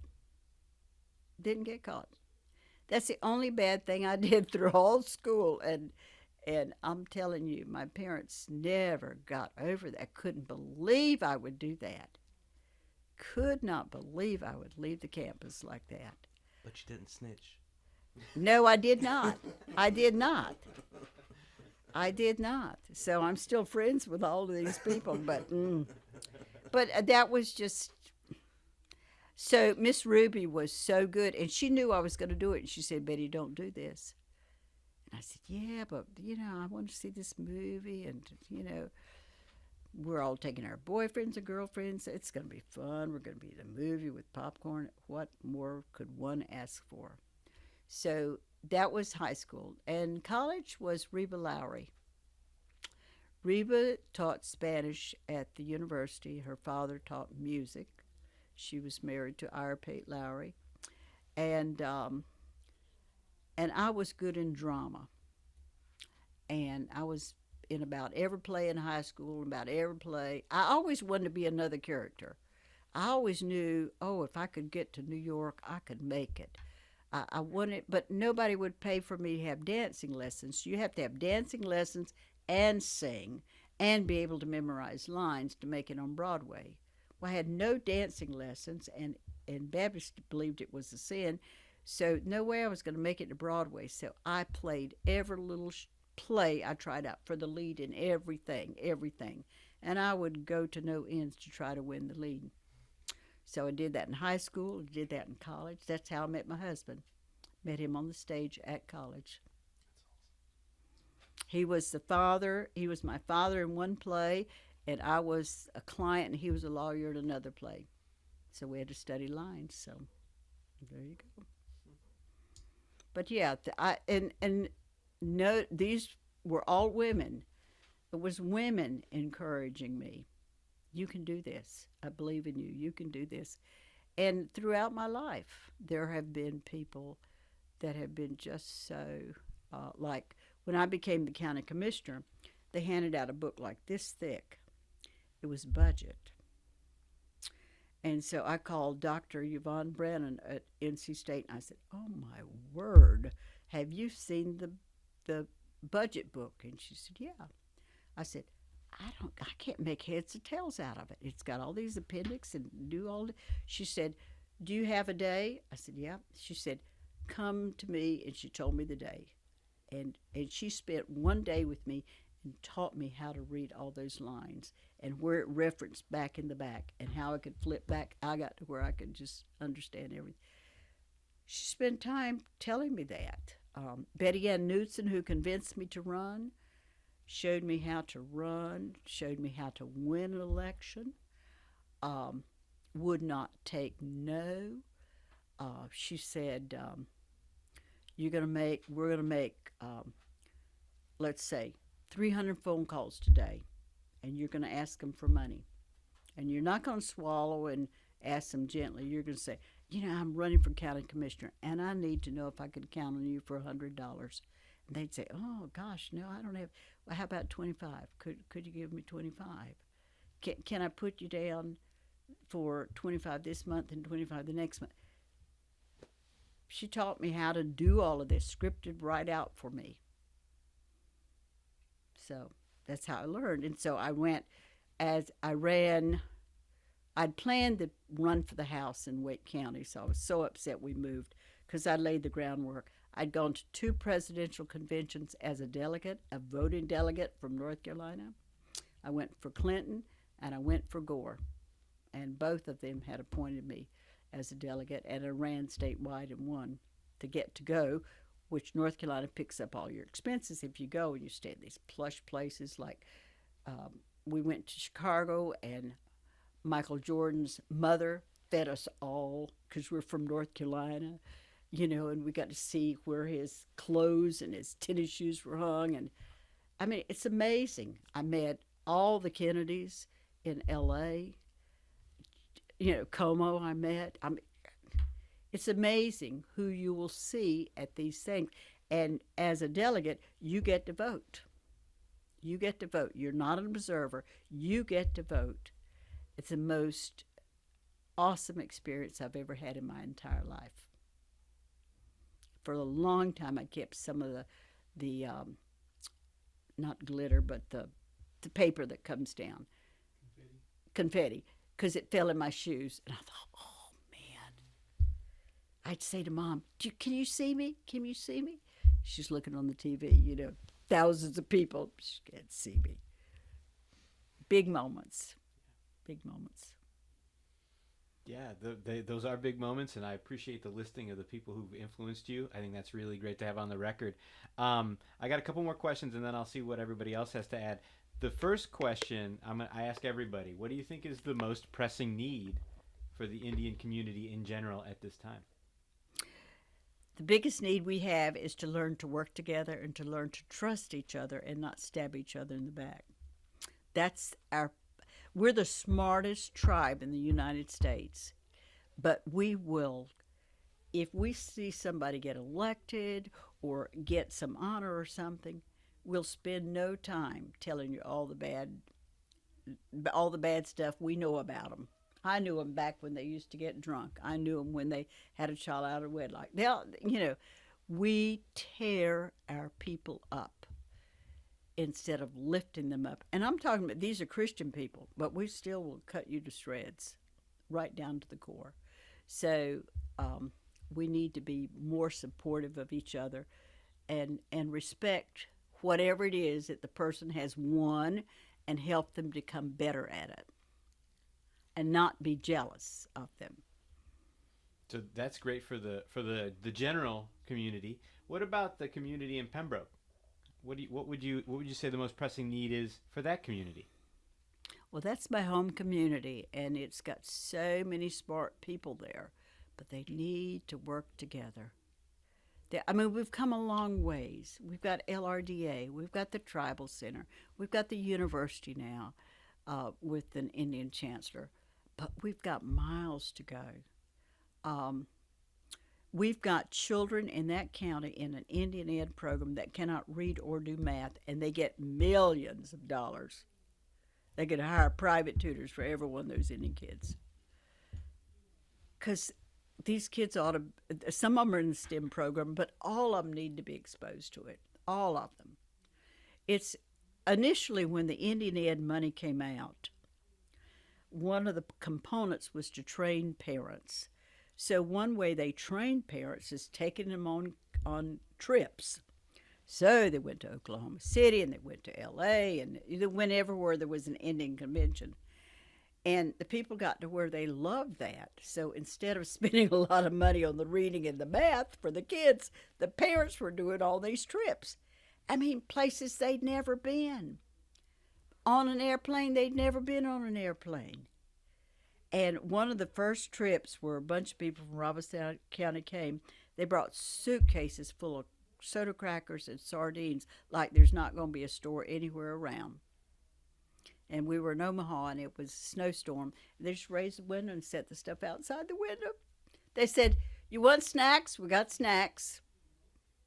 It was just too funny. It was too funny. But one of the things that we need to do is make sure all our Indian children are equipped for the future. They know technology. They got the skills. They're articulate. They can write. They are not shy. They can handle themselves if they're the only Indian in the room. They can stand up and make their statement without trembling in their shoes. Because we're never going to be in the majority. So we've got to be strong, really strong, and whatever it takes us to get us to that point. Yeah, that sounds great. I mean, at this point, I'm going to see if Curry, if you want to ask any questions. Make sure to get the mic on you. Sure. So, you came of age before the Lumbee name came into existence. Mm-hmm. What's your take on the Lumbee name? Well, I do like the Lumbee name, and I was on the university campus the day they approved that. The meeting was at Old Main, and I was right next there. And Daddy said, I said, "Where are all those people? They're voting on a name." I like the Lumbee name because it's Lumber River. It's a derivative of the Lumber River. So I do like it. I liked Croatan even better, but it has a lot of negative connotation to it. But I do like Croatan. I think my dad's thesis was on claiming that Indians are from the Indians that were in Dare County. And he truly believed it. And, you know, scholars are afraid to research it because what happens when you start researching, you find, okay, somebody had an illegitimate child here. That child might be Scottish. That one might be part black. That one might be part English. You know, you find out all kinds of dirt. But every group has dirt. And so I like the name. And I'm glad we haven't changed it because we had a ton of them. Croatan, Indians of Robinson County, Cherokee Indians of Robinson County. That was a big mistake. And then Lumbee, and I do like the Lumbee name. You were also instrumental in the formation of Triangle Native American Society. Can you speak to that formation and why that was important? Well, one of the things I found when I came to Raleigh, North Carolina, is Indians didn't gather. They were in different communities, but they didn't gather. So everybody had to run back home to get information. So one way you could learn to share that information if you get together and eat. So there's some people in Garner and some people in North Raleigh and all around. And we needed to have an organization where everybody could come together, whether they're North Carolina Indians or not. They could be Indians from outside the state, happen to live here. So we got the organized. A lawyer did the free legal work for us, got it organized. We did some really fantastic things. We had formals and where we'd bring the Carolina and the state students in and would say, "You are not getting drunk tonight. We are here. We're going to be dignified, and we are going to dance." We would hire bands. I mean, it was a big deal. It was the fanciest thing they had been exposed to, and our people loved it, and did very well. And we started a scholarship for Mark Umber, and Mark's mother worked at Ivy's when I was working with Wedgwood, trying to get. She was secretary for one of the vice presidents in the Ivy department store, and she said, "My son in Denver did a lot of free pro bono work for Indians out there." And then when he died, since she worked at Ivy's, she convinced us, let's have a Mark Ulmer scholarship. The other thing we did very well in that organization is we put a tombstone down for the husband of the man who built the governor's mansion, the Indian that built the governor's mansion. And why can't I think of his name? Anyway, he put a beautiful tombstone for his wife. She was Indian. It had gold inlay and everything, and it's over here in Oakwood. But he didn't have one. I'm trying to think what his name was. Her name was Rachel Blythe. Rachel Blythe was her. He wasn't Theodore Dubai. What was his name? Anyway, we raised money to buy a brown mahogany granite stone, have it engraved, to put by his wife. So that was a good thing we did. We raised a lot of scholarship money. So it's a good organization. And I hope it continues. Sorry, when was that started? I don't know what year. 1984. Okay. Thanks. Was incorporated in 84, 85. Mm-hmm. I think it probably started in 83. Yeah. I know you've spoken a bit about politics. Yep. Did you have any involvement in the Robeson County suit when they sued over double voting? I did not. I was in Iowa at that time, but my brother-in-law was involved with that, Bob Mangum. But no, I did not. But that's where Indians could vote one place, and the Caucasian could vote two times, county and town, so they get twice as many votes. So, A couple of additional questions. One was, how were you affected by MLK's assassination? I don't like to see anybody killed. I just, guns have become so rampant. I cannot believe that we can't have dialogue. We can't have dialogue. We're just shoot or taser or kill. If I were now you're talking about the black gentleman, right? Yeah. If I were a black mother, I'd be running me.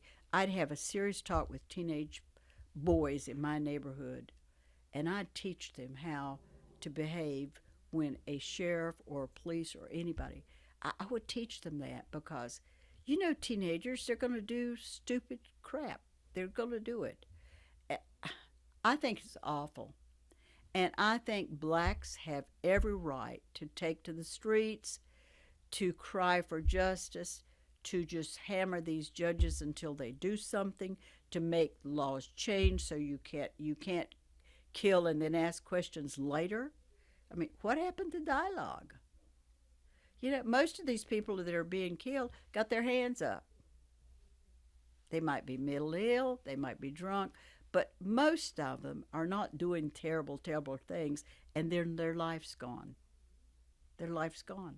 And it's, I hope that their lives will stand for a change that will come in America. But we'll see. Because every day I pick up the paper, somebody else got tased or killed, or all the time. Just to clarify though, so that's a sense of what's going on with in the current situation. I think Curry was asking about Martin Luther King Oh, in 1968. oh, sorry, I misunderstood. Okay. I think that's a tremendous movement. I have so much respect for Martin Luther King. Brave soul.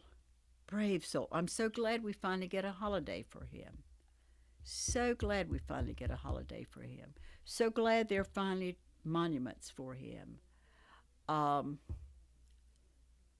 he stood in the ditches when very few people would stand with him. He did things I would never probably be willing to go to jail, be locked up, handcuffed. He did all of that. You know, we need that's what it's going to take. That kind of leadership. He's like a Gandhi person to me. He's that powerful. His words, his insight. Um, he's that powerful. All right, Quinn, you got any questions? I'm good. All right. Do you have any questions, Sabrina? Thank you. Okay, so then I just have one question, and that is, what's your biggest achievement? What are you most proud of? My children. My children. I've raised good. I've raised children of the world. Um, my children have, I've never been to places they've been, but my children have traveled. One's been to 16 countries, one's been to 14. They've lived abroad. One still lives abroad. They're very open to different cultures, very open to different religions. Just, yeah. Okay. I think I've done a good job with that. Okay. You have one? Yeah, I have Something one else? more question. Sure. I know Al is non-Indian, Right. so your children are half and half, That's right. or thereabouts, Mhm. and their children are even less. Right. Are you worried about your Indian identity in the future? I am. And I interesting you would say this. Um,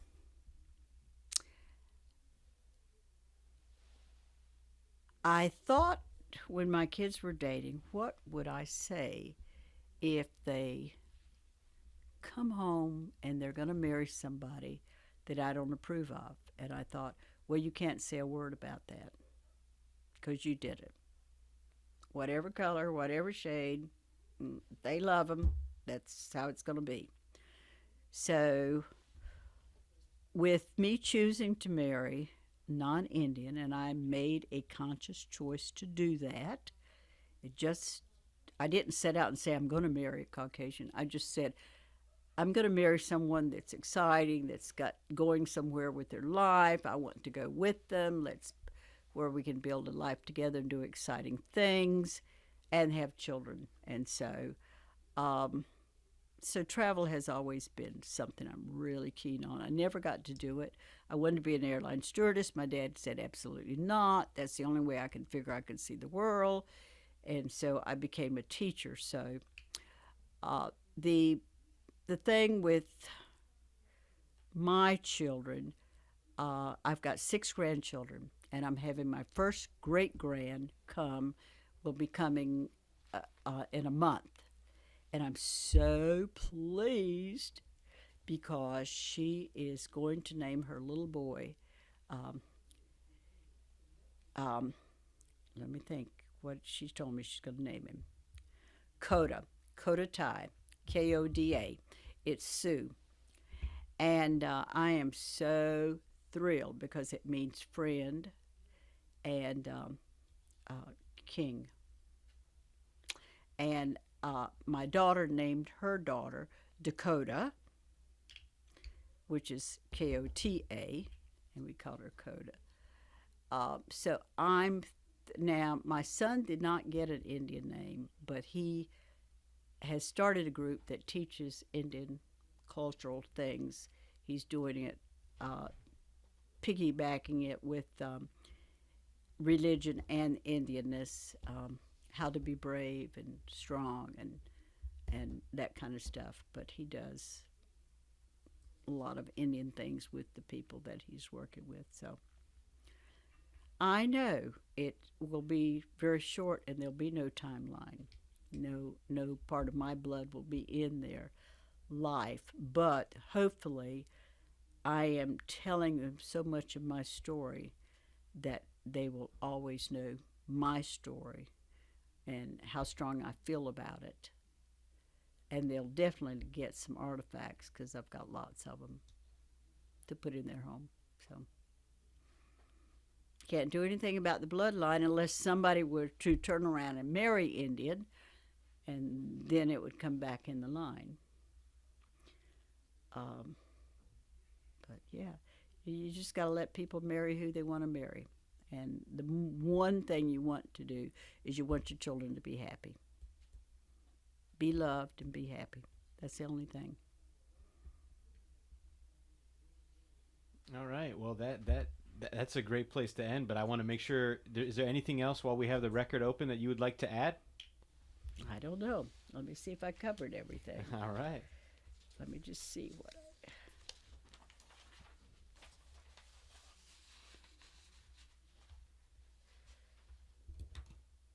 I'm just looking.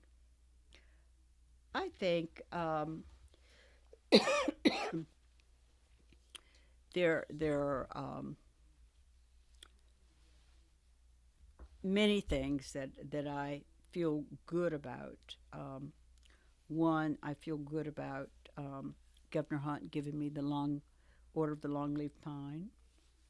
I feel good about being awarded a Peggy Mann Scholarship from WTVD for being a good steward of my culture. I feel good about the book dedication, that book. I feel good about being Tar Heel of the Week for N&O. I feel good. Oh, here's something. Don't do this. This is what happened to me one time, and I have lots of regrets about it, but you can't turn back. I was appointed by President Clinton to be on the Kennedy Center board, which was something I had worked forever to get there, right? To get this appointment. And I got it through Hillary because Hillary was a friend. When I was president of Democratic Women, I brought Hillary in the year before she became First Lady. So I got to know her. And I said, one things I really want is I want to serve on some board or commission that has to do with art. Not just Indian art, but art in general, where I can be a voice for Indian people. So I got, she told Bill, and Bill appointed me to the Kennedy Center board. I had this huge thing, engraved a whole 9 yards. And something was going on with my parents' health, and for whatever reason, I called and said, you know what, I don't think I can serve at this time. And it wasn't something they could say, well, you could come later. No, you're either on the board or you're not on the board. Biggest mistake of my life. The president of that board was the president of Kodak. Think what I could have done if I could have talked to somebody who has pictures is his thing, right? Media is his thing. So that's a big regret that I did not take that. And I just, I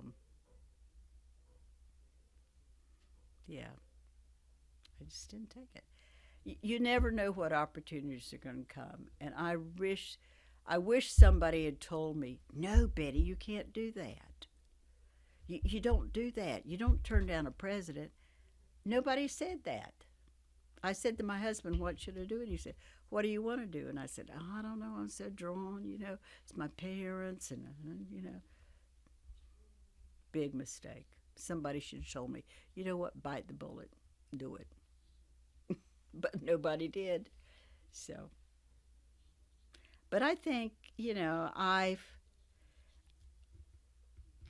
another thing that was really wonderful, Encyclopedia Britannica brought in 12 Indian statues from various tribes, and we had them tour the state of North Carolina, and I was able to coordinate that, and that was a fun thing because all the Indian children in North Carolina got to see it, and non-Indian, and it was the largest attendance ever at the Museum of Art. It was just wonderful. It was just wonderful. And the guy, I can't even think of his name now, he went on to be in charge of another art museum, but he came to Pembroke. I said, I want to take you to Pembroke. I want you to come to Pembroke, see my people, see where I grew up. So he came, and I said to Mom, now, he's going to come stay at our house, but he's tall. She said, well, okay. So he came and stayed at our house, and of course his feet must have been this much longer than the bed. But anyway, he got up and went running at 6 o'clock, and he had on, I want to say, red shorts. So here is this Caucasian man in the country walking, running at 6 a.m. in red shorts. So we get phone calls. There's somebody running. It looks older than a college student running in the neighborhood. That's who it was. So that was a fun experience because I got to work with different schools and work with the museum on that. But I think I've covered as much territory as I could for the years that I've had. And I don't know what I'm going to be doing in the future, but I'll be doing something. Well, we'll keep an eye out for it. Definitely. That's It for will sure. not have. It won't have a big magnitude, but I'll be making little splashes somewhere. Well, the little things move things along, I think. That's so true. Yeah. It starts little. That's right. So anyway, in that case, if we're wrapping up, I appreciate your time and thanks for sitting down with us. It's my pleasure.